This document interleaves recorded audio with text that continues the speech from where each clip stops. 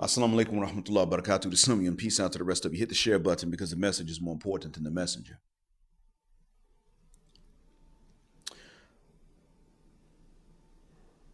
As a Muslim, I ideally should be able to tell you to just simply walk the straight path. The path of the providing, protecting, chaste husband. And that you are not going to be punished for that. But the truth is that you're not going to be punished for that by God. You will be punished for that by other people, and one of the main people that will punish you for that are going to be the women themselves. If you go up in the West, or you live in the West, and you walk that straight path of the providing, protecting, chaste husband, you get the worst deal on the market. Your kids aren't going to be raised by other men unless that's expressly and specifically what you did not want. And she knew that. Oh, yeah, then she'll take custody away from you, still collect child support, and then get some other man to raise them. Yeah, but that you have to not want that for her to go that route. But if you're trying to get your seed out there at another man's expense, she's not going to facilitate that for you. She's not going to let you skeet and shoot the club up and then go and tell her husband that the baby's his so that that man raises your seed. She'll never do that. Not if that's what you're looking for.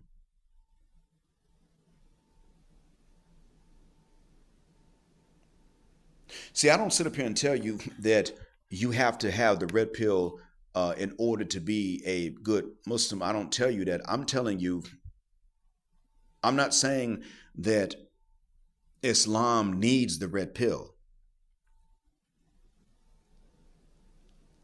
But what I am telling you is that if you are going to be righteous, then you must also be aware. And right now, that awareness, the necessary awareness, includes the red pill awareness, because it's merely an awareness of that which has been kept away from us by conspiracy. That's all it is. It is an actual extant conspiracy. Therefore, you need to know about it so you know what has been kept from you. So you see, the truth is the truth, whether or not they decided to conspire to keep certain secrets away from you and me. They meaning the misandrist, the feminist. Hell, even women that aren't misandrists per se, just secretive women in general. Yeah, that's a conspiracy. They're the conspirators.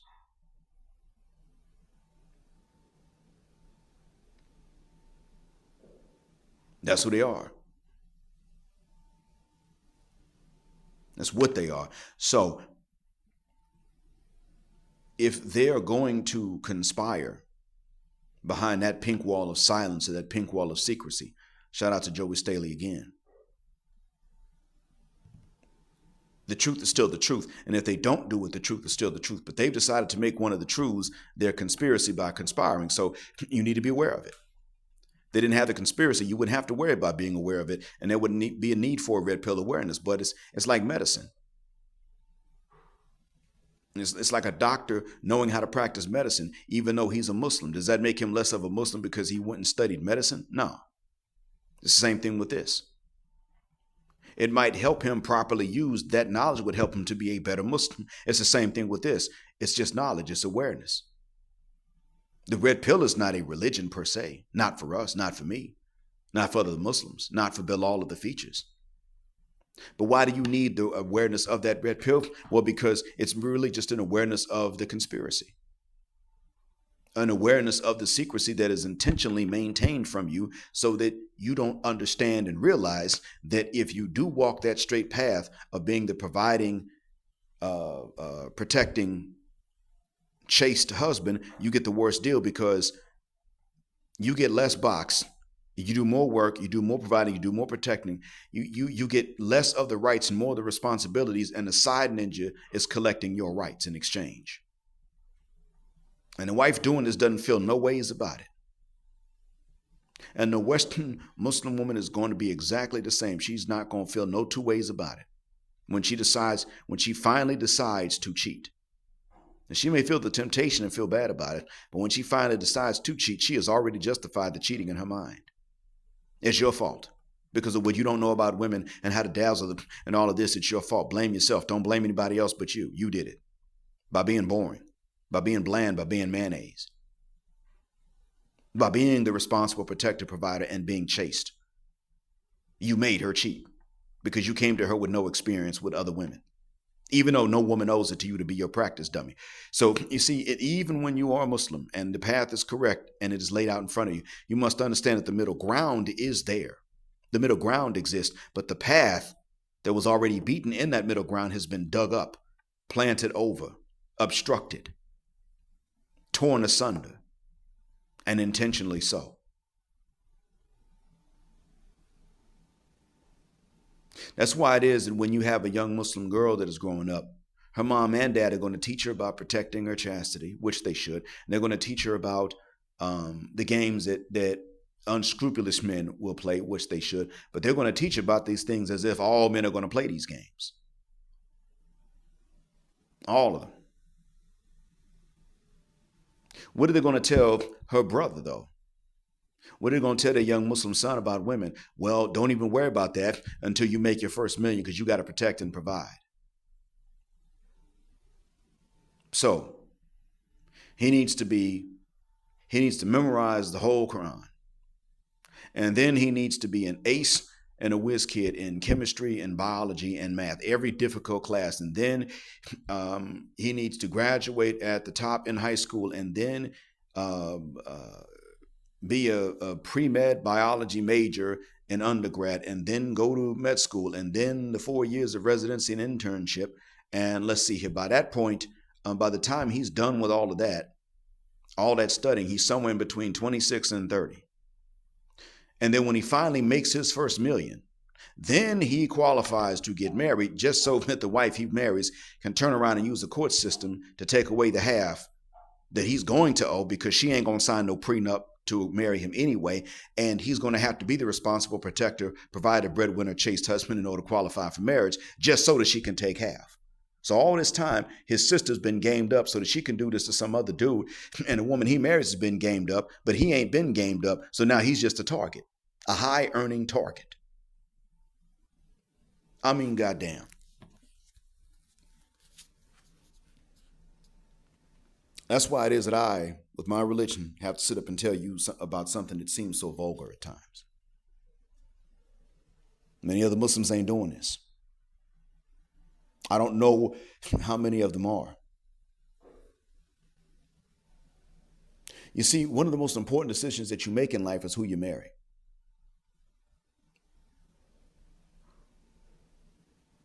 Now, there's one other decision that is probably going to be more important than that, and that is who you are as a spouse. Who you are as a person determines who you are as a spouse. That's the only decision really that's going to be more important outside of who your God is, how you're going to worship. After that is who are you going to be, and then after that is who you're going to marry. So you got to marry wisely. Okay, we got that part. Everybody will tell you you have to marry wisely. You got to be careful. But see, you are in a position, and whether you are Muslim or not, if you are a man, you are in a position right now in the West in which all the ladies have decided to be an unwise marriage choice so that you don't know a wise one by sight or sound. That's the whole point. That's why they're the way that they are. That's why you don't find better than what you find. Because they made a conscious decision that that's not going to be on the market. And if any woman's willing to be that, the rest of them are willing to beat her ass, beat her into hiding and beat her into submission. So you ain't going to find that good one. You're not going to find that wise choice because she has to hide from you. And she knows she does. She knows if she passes you by in the grocery store and she can tell that you're a good catch and she's not harmful, she knows she better fuck the shuck up and not say anything to you, because the other women will come out the woodwork and beat her behind. Maybe not as soon as she approaches you, but the minute you seem to be too happy and she's treating you well and anybody finds out, they're going to come after her. She knows that.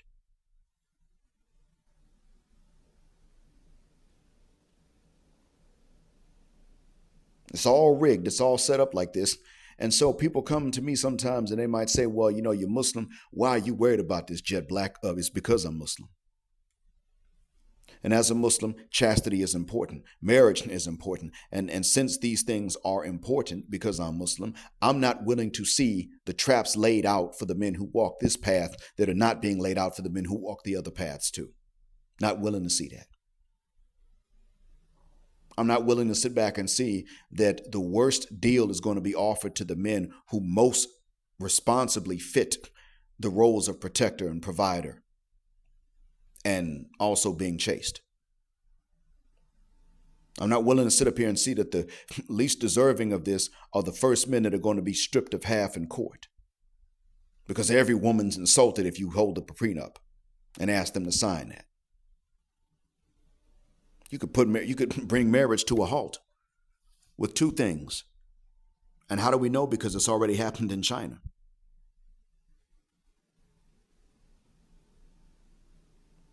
One of them has.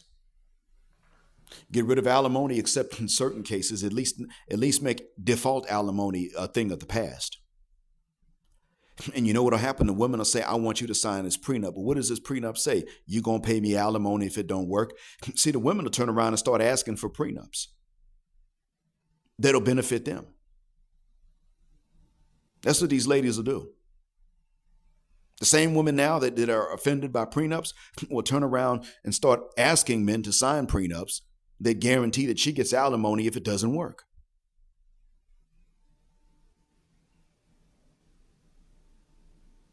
That's what the hell it is.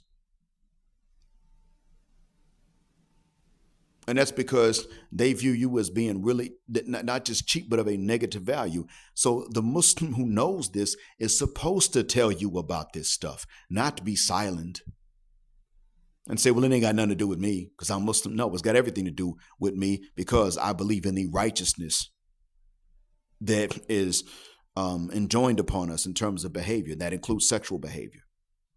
Chastity is not to be penalized when men practice it or when women practice it. Now, some say, well, Jet Black, you kind of hard on women that say no. I've already explained multiple times. I'm hard on women that say no for reasons of vanity and conceit, not for reasons of chastity.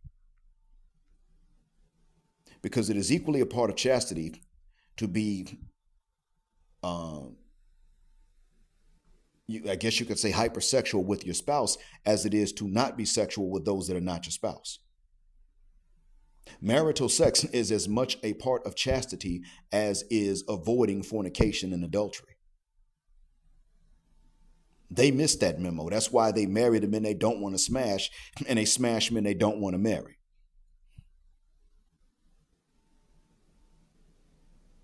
And you got religious women, including Muslims raised in the West, that are on that same program. That's the same time on which you find them. They're looking at men that are chaste, that are virgins before they get married and saying, ew, she could be one. But she'll look at the man that's a virgin and say, ew, I want an experienced man.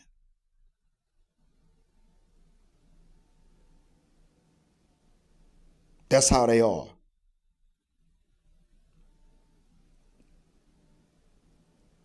Because they were born and raised or raised in the West.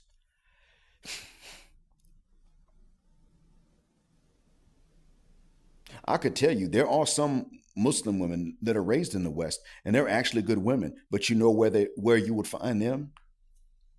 They're the ones who left the West to go live in Muslim lands. Conservative Muslim lands too. Not liberal ones, but conservative ones. Those women are the good ones, even though they grew up in the West, because they left it. And they left it for religious reasons. Not just because there was a good job with money. No, but for religious reasons. They exist, but you don't find them over there where you are. You find them here. I know, I married one.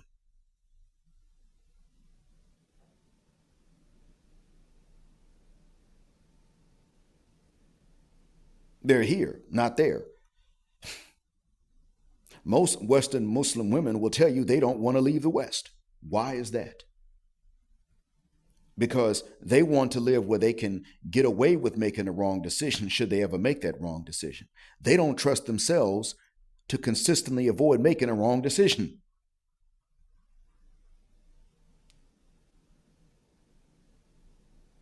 That's why. So anyway, You hear me, the Muslim, talking about this because I am Muslim, not even though I'm Muslim.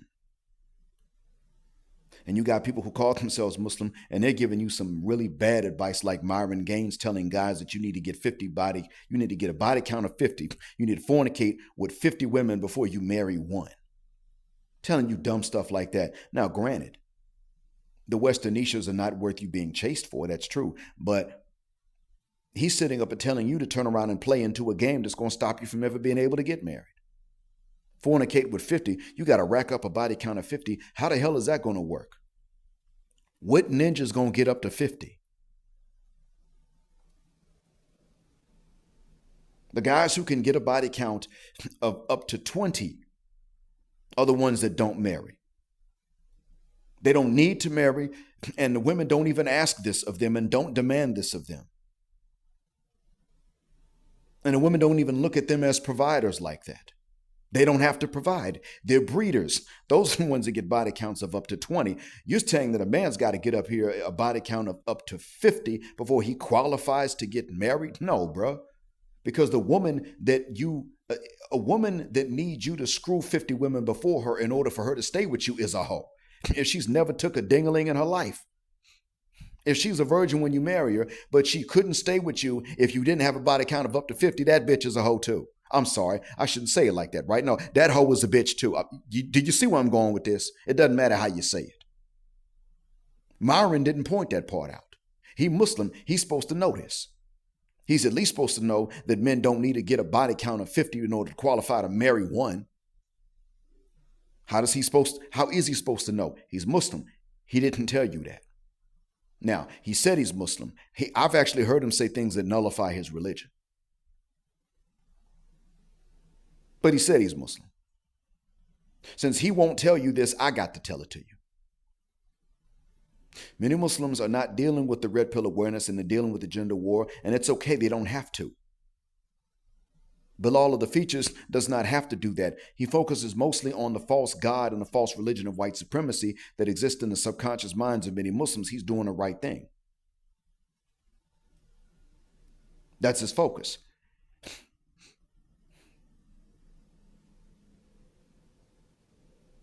By the same token,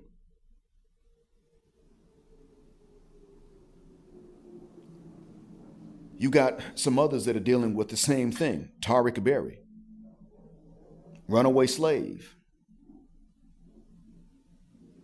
These are other YouTube channels that deal with this.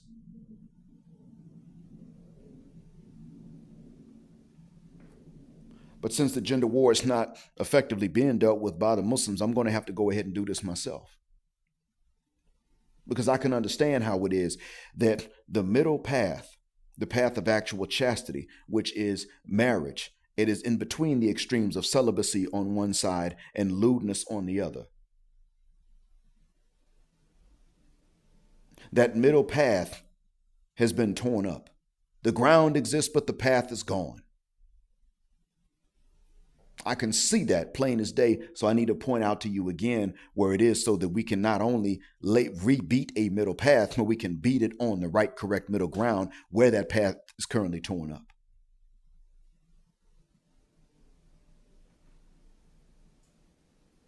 That's the problem. If there were others that were dealing with this, I'd probably talk more about some other things. But that's one thing I don't see many Muslims dealing with, even though we actually do have a solution. Most of our solution is preventative. And well, frankly, we've watched Muslim women in the West take the community past that point, following behind the other women. And then now you got the Christian women who are sitting up willing to make confessions to these men about what they need to get ready for, what the games are that these ladies will play if they can get away with playing them. Meanwhile, the only Muslim woman willing to make anything similar to that type of confession is Crimson Cure. The only one that I can think of right now, there's probably someone else and I forgot who it is, but Crimson Cure is the only one I can remember right now that will disrespect that pink wall of silence, and she's Muslim. Shay Sade is Christian. Chantel Simone, I think, is Christian. Nyla of Red Film Diaries, who really gave a scathing confession, was Christian before she passed away. So this means that the Muslim women, by and large, have let the Christians pass them up. in terms of confessions and disrespecting that pink wall of silence and secrecy.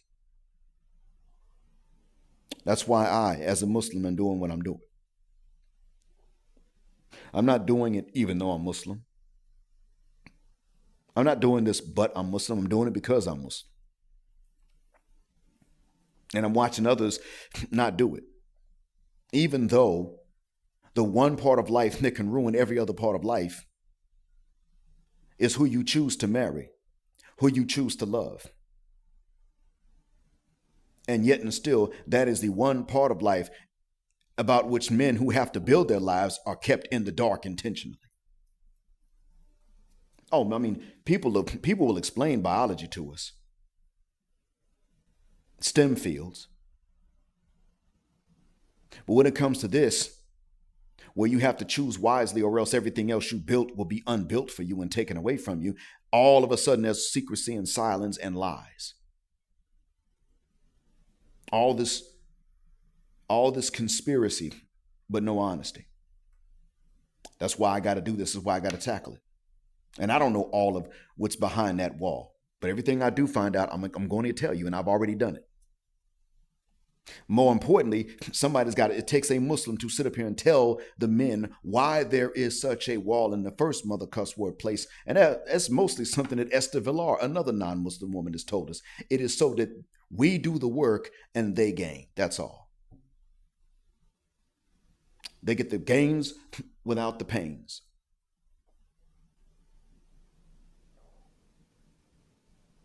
And they get the benefits without the burden.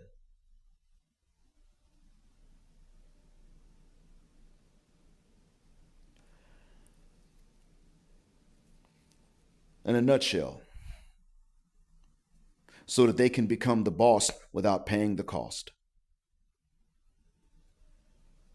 That's the game. That's the reason for the wall. The secrecy, the silence, and the conspiracies.